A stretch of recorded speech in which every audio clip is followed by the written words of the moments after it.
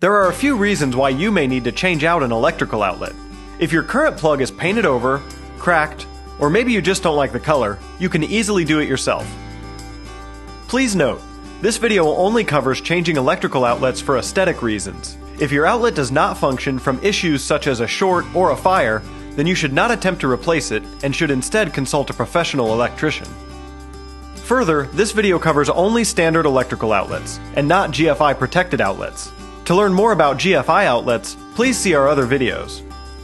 For this project, you'll need a new electrical outlet, electric nuts, flathead and Phillips screwdrivers, needle nose pliers, a wire stripper, a voltage detector, and a new electrical outlet plate. First, go to your main circuit panel, find the breaker labeled for the room you're working in, and switch it to the off position. Use your voltage detector to make sure that the outlet has no power. Next, unscrew and remove the plate. Carefully unscrew the screws at the top and bottom of the outlet that hold it in the junction box. Gently pull the entire outlet out of the wall. Make a visual inspection. If you notice any exposed wires, put an electric wing nut on them. Now, find where the wires are attached to the outlet. If it's an old receptacle, you may have to insert a screwdriver in the side to release the wires.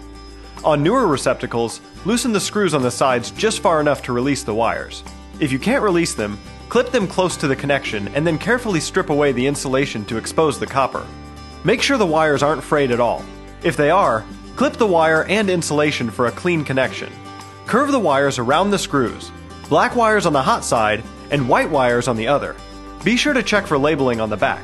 This particular outlet says hot wire on the side with gold screws. Make sure you also attach the ground wire. For the best connection, make sure that enough of the insulation is removed, so that only the copper wire is under the screw when it's attached. Some outlets have a strip gauge on the back to indicate how much copper needs to be exposed. With the wires connected to the new outlet, gently push it back into the junction box. Secure it to the junction box and install the new cover plate.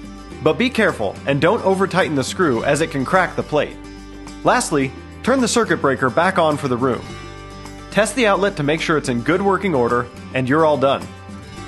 If you have any questions about this process, call Ace Preferred Inspections at 877-832-0455.